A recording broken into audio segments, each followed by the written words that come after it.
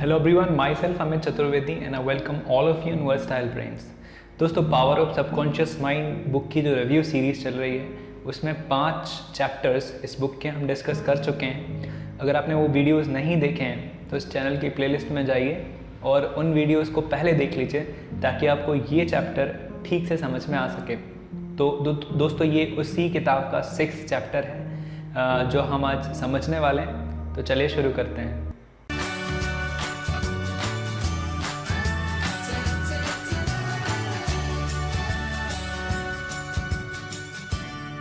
दोस्तों, इस चैप्टर की शुरुआत होती है एक इंजीनियर या आर्किटेक्ट के एग्जाम्पल से।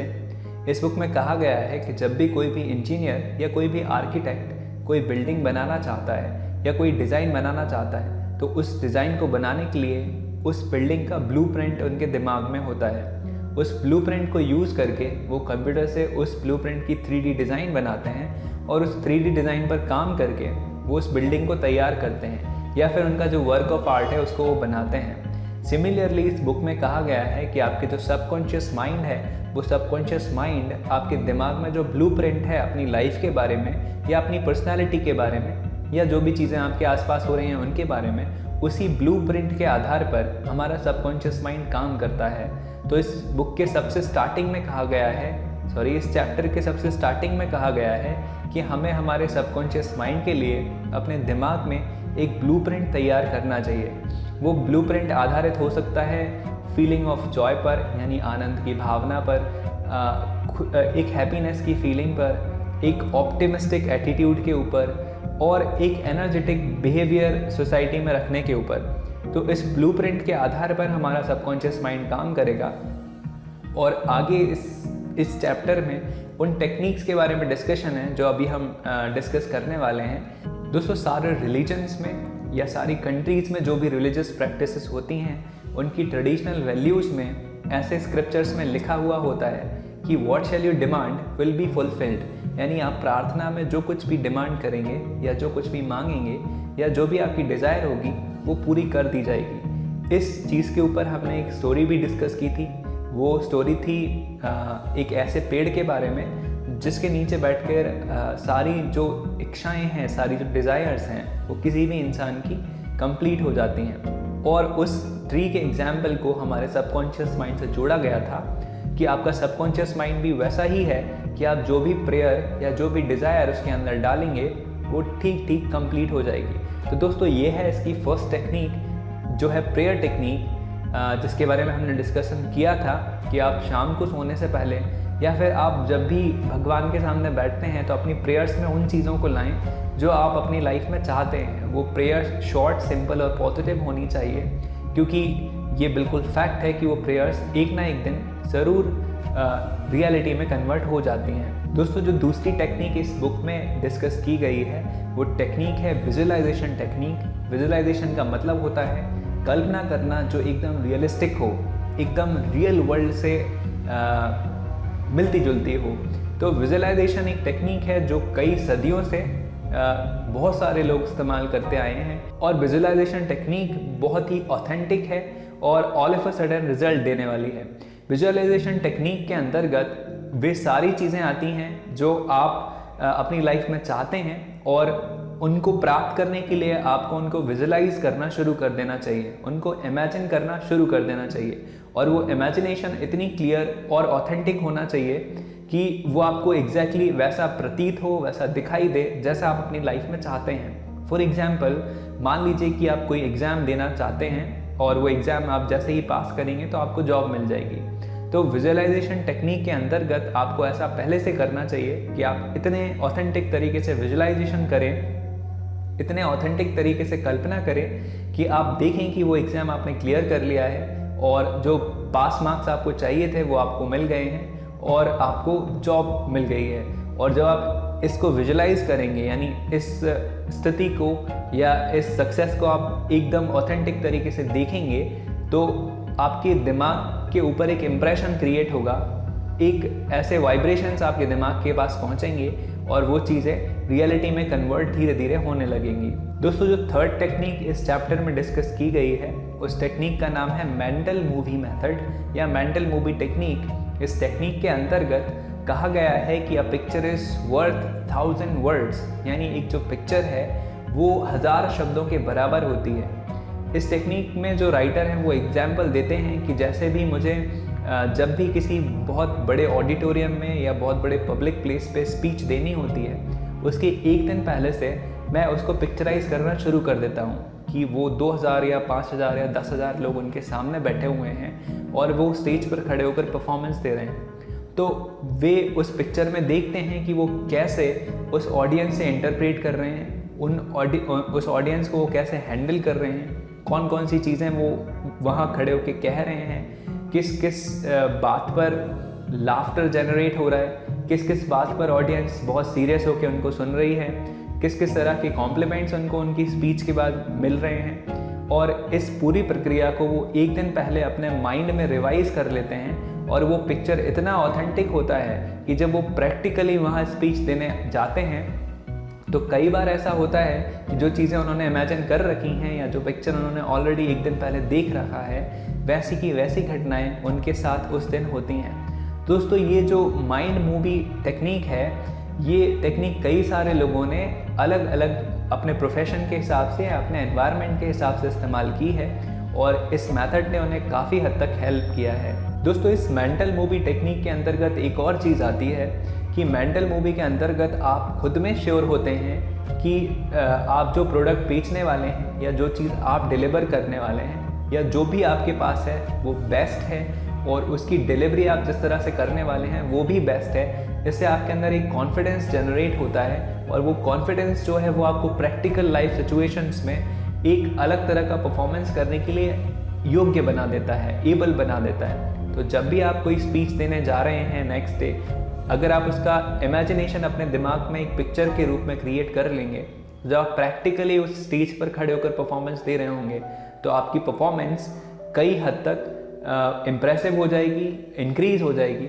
इसलिए ये मेंटल मूवी टेक्निक को हमें इस्तेमाल करना चाहिए। ये सीधी सीधी हमारे सबकॉन्शियस माइंड से कनेक्ट है और जब आप इसको एक फ्लेक्सिबल तरीके से यूज़ करना सीख जाएंगे तो आपकी पर्सनालिटी बहुत हद तक इम्प्रेसिव हो जाएगी। दोस्तों, जो अगली टेक्निक इस चैप्टर में डिस्कस की गई है उसका नाम है बाउडॉइन टेक्निक। ये बाउडॉइन टेक्निक का नाम पड़ा है चार्ल्स बाउडॉइन के ऊपर। चार्ल्स बाउडॉइन एक फ्रांस के साइकोथेरेपिस्ट थे और उनके साइकोथेरेपी के जो करियर में उन्होंने कई सारी रिसर्चेस की और उन रिसर्चेस में उन्होंने ढूंढ के निकाला कि अगर आपको सबकॉन्शियस माइंड को ट्रेन करना है या सबकॉन्शियस माइंड को कोई आइडिया देना है या उसको कंट्रोल करना सीखना है तो उसका सबसे बेस्ट तरीका होता है जब आप एक स्लीपी और एक टायर्ड मूड में होते हैं या आप एक बेहोशी की अवस्था में होते हैं। आप सोने जा रहे होते हैं या सोकर उठ रहे होते हैं या आप कोई बहुत ही हार्डवर्क वाला काम कर आते हैं और आप जब बेड पर लेटते हैं तो आप ऑलमोस्ट अनकॉन्शियसनेस की स्थिति में होते हैं। तो चार्ल्स बाउडॉइन का मानना था कि अगर आपको सबकॉन्शियस माइंड को ट्रेन करना है तो सबसे बेस्ट स्थिति ये है कि आप उसको तब अप्रोच करिए, आप उससे तब बात करने की कोशिश कीजिए जब एक पूरी तरह से वो थका हुआ हो, पूरी तरह से वो ऑलमोस्ट सोने जाने वाला हो या जस्ट सो के उठा हो। इस टेक्निक को इस्तेमाल करके चार्ल्स बाउडॉइन ने बहुत ज़्यादा बड़े एरिया में फ्रांस में काम किया। फ्रांस में और रशिया में कई ऐसे स्कूल्स खोले गए और ऐसे बहुत सारे इंस्टीट्यूट्स खोले गए जिन इंस्टीट्यूट्स में स्टडी की टेक्निक चार्ल्स बाउडॉइन के आइडिया पर आधारित थी। दोस्तों, ये स्कूल ऐसे होते थे जहाँ पे एक बहुत बड़ा ऑडिटोरियम होता था। उस ऑडिटोरियम के अंदर बहुत सारे बच्चों को एक साथ बिठाया जाता था। वहाँ पर लाइट एकदम डिम होती थी, यानी बिल्कुल धीमी लाइट होती थी जो आंखों पर जोर ना डाले। और उस लाइट के साथ उस ऑडिटोरियम में जो कुर्सियाँ होती थी वो बहुत ही आरामदायक कुर्सियाँ होती थी और वो इतनी बैंड होती थी कि जैसे बच्चा बैठता है वो ऑलमोस्ट लेटी हुई कंडीशन में आ जाता था। वहाँ पर जो एयर कंडीशन होता था ऑलमोस्ट जो हम सोने के लिए इस्तेमाल करते हैं, जो कंडीशन सूटेबल, बिल्कुल उस तरह की कंडीशन बनाई जाती थी। उनको लिटाया जाता था उन कुर्सियों पर, ठंडी हवा वहाँ पर होती थी, ऑलमोस्ट डिम लाइट होती थी और वो सारे बच्चे जब एकदम लेट जाते थे उनके हाथ में एक नोटबुक और एक पेन होता था और उन्हें सामने स्क्रीन पर एक बहुत बड़ी स्क्रीन पर कुछ मैथमेटिकल या रीजनिंग के लेक्चर्स दिखाए जाते थे या कोई साइंटिफिक रिसर्च उनको बताई जाती थी 15 मिनट या आधे घंटे के लिए, और फिर वो लेक्चर लेने के बाद प्रोफेसर उस ऑडिटोरियम की लाइट को ऑलमोस्ट बंद करवा देते थे और फिर उन स्टूडेंट से कहा जाता था कि आपने जो भी अभी सुना या सीखा उसको आप दिमाग में साथ ले जाके थोड़ी देर रेस्ट करें। तो वो लाइट्स 15 मिनट या 20 मिनट या आधे घंटे ऑफ रहती थी, और जब 15-20 मिनट बाद जो लाइट्स को ऑन किया जाता था, फिर उन बच्चों से कहा जाता था कि जो भी आपके दिमाग में अभी आया या जो भी आपने अभी दिमाग में सोचा उसको आप अपनी नोटबुक में नोट कर लीजिए। दोस्तों, इसके रिजल्ट्स बहुत सरप्राइजिंग होते थे कि जब वो बच्चे उस लेक्चर को देखने के बाद आधे घंटे के लिए एक अनकॉन्शियस स्टेट ऑफ माइंड में जाते थे, और जब वो उससे वापस आते थे बाहर जब लाइट्स ऑन हो जाती थी, तो उन सारे स्टूडेंट्स में से कई सारे स्टूडेंट के दिमाग में कुछ ऐसे आइडियाज़, कुछ ऐसी मेथड्स या कुछ ऐसी एल्गोरिदम्स आ जाती थी जो वो उस कॉपी पर लिख देते थे, जो एक सामान्य दिमाग नहीं सोच सकता है। एक सामान्य दिमाग को उन टेक्निक्स और एल्गोरिथम्स को सोचने के लिए कई सालों का टाइम स्पेंड करना होता है, लेकिन वो सारे बच्चे उस 15 मिनट या आधे घंटे के रेस्ट के बाद जब वो सबकॉन्शियस माइंड में जाते थे और वहाँ से होकर निकलते थे, तो वो ऐसे आइडियाज़ और टेक्निक्स को लेकर अपने साथ आते थे कि वो पूरी दुनिया में रेवोल्यूशन पैदा कर देती थी। वो प्रोफेसर्स को भी सरप्राइज में डाल देती थी। दोस्तों, जो अगली टेक्निक इस इस चैप्टर में डिस्कस की गई है उसका नाम है थैंक यू टेक्निक। दोस्तों, ये वर्ड सुनने में बहुत ही नॉर्मल और कैजुअल लगता है क्योंकि हम हमारी डेली लाइफ में कई बार इस शब्द को रिपीट करते रहते हैं, लेकिन साइकोलॉजी में ये एक टेक्निक है। इस टेक्निक को इस्तेमाल करके बहुत सारे मिरेकल्स इफेक्ट बहुत सारे पेशेंट्स पर देखे गए हैं, उनको नोटिस किया गया है, और इस टेक्निक को कई सारे साइकोलॉजिस्ट उनके पेशेंट्स को सजेस्ट भी करते हैं।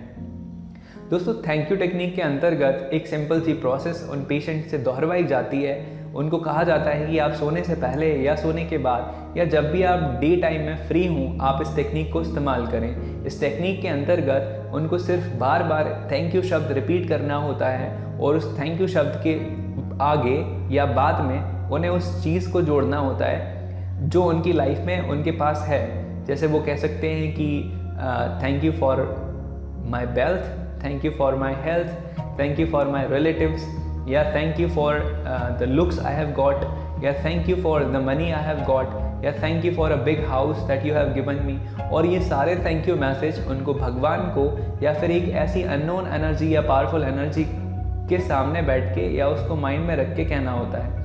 दोस्तों, ये थैंक यू टेक्निक बहुत पावरफुल होती है जब आप अपनी आसपास की चीज़ों के लिए थैंकफुल हो जाते हैं, और वो थैंकफुलनेस आपको एनर्जी देती है, आपको पावर देती है, आपको मोटिवेशन देती है, आपको एनकरेजमेंट देती है और आपको चार्ज रखती है।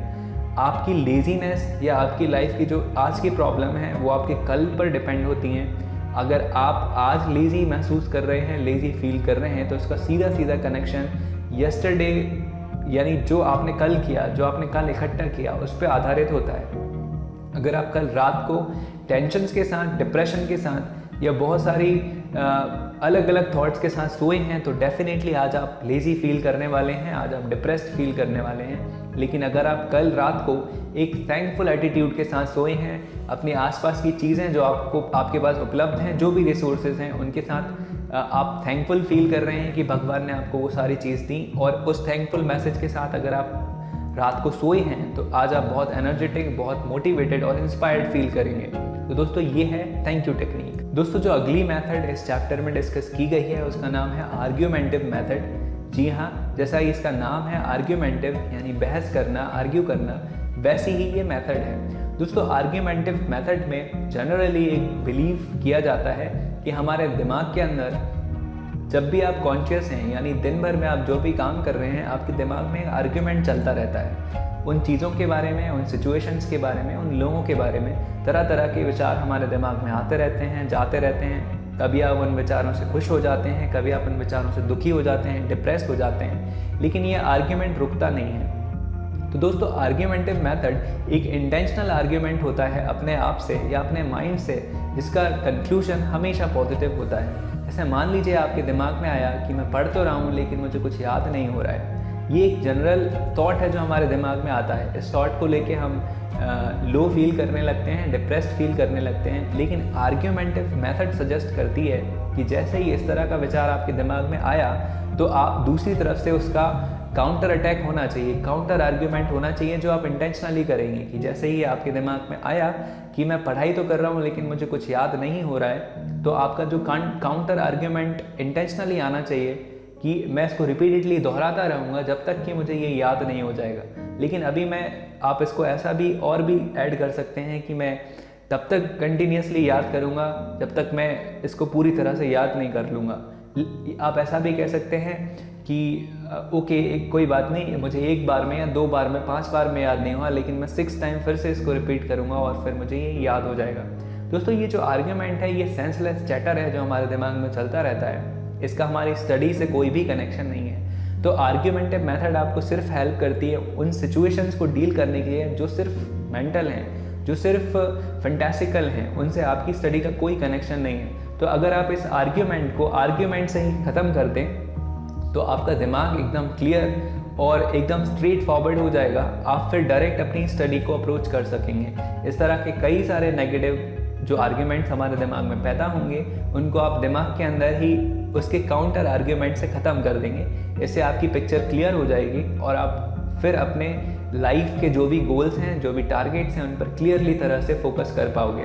दोस्तों जो अगली मेथड या टेक्निक इस चैप्टर में डिस्कस की गई है उसका नाम है डिक्री मेथड। दोस्तों डिक्री मेथड के अंतर्गत ऐसा कहा जाता है कि हमारे जो शब्द होते हैं या जो हमारे सेंटेंसेस होते हैं या जो हमारी बातें होती हैं उनमें पावर आता है हमारी फीलिंग्स और हमारे फेथ की वजह से। जो हमारा जैसे हमारी फीलिंग होगी और जितने हद तक हमारा फेथ होगा उतने ही पावरफुल हमारे वर्ड्स और हमारे स्टेटमेंट्स होंगे। तो दोस्तों इस डिक्री टेक्निक्स को यूज़ करके हम कई सारे हमारे डेली लाइफ के इश्यूज़ को शॉर्ट आउट कर सकते हैं, डेली लाइफ की प्रॉब्लम्स को सॉल्व कर सकते हैं। फॉर एग्जांपल जैसे कि आप मान लीजिए स्टडी का एग्जांपल ले लेते हैं कि मान लीजिए कोई सब्जेक्ट है या कोई चीज़ है या पर्टिकुलर चैप्टर है जिसको आप जब भी अप्रोच करते हैं आपको वो समझ में नहीं आता है। मान लीजिए मैथमेटिक्स का कोई चैप्टर है जैसे ट्रिग्नोमेट्री हुआ या डिफरेंशिएशन हुआ या कोई भी चैप्टर हुआ, आप जब भी उस चैप्टर को खोल कर बैठते हैं आप 1-2 क्वेश्चन उसके सॉल्व कर पाते हैं, आगे जाकर आपको वो समझ में आना बंद हो जाता है। तो दोस्तों डिक्री मेथड ये कहती है कि हमारे जो अंदर थॉट्स आएँ उस पर आप पूरी तरह से फेथ और बिलीव रखें और आपकी फीलिंग ऐसी होनी चाहिए कि इस बार जब भी मैं उस किताब को खोलूँगा या उन क्वेश्चंस को समझने की कोशिश करूँगा वो मुझे पूरी तरह से समझ में आ जाएंगे।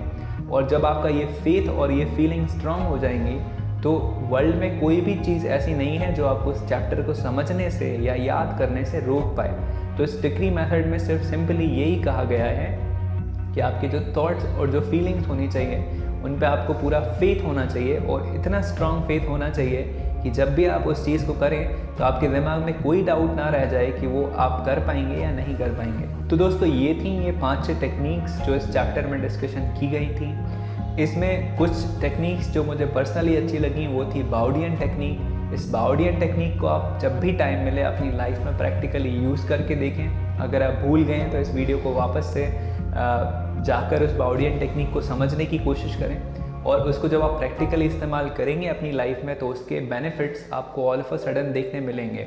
दोस्तों दूसरी जो टेक्निक हमने इस चैप्टर में डिस्कस की है वो है मेंटल पिक्चर वाली।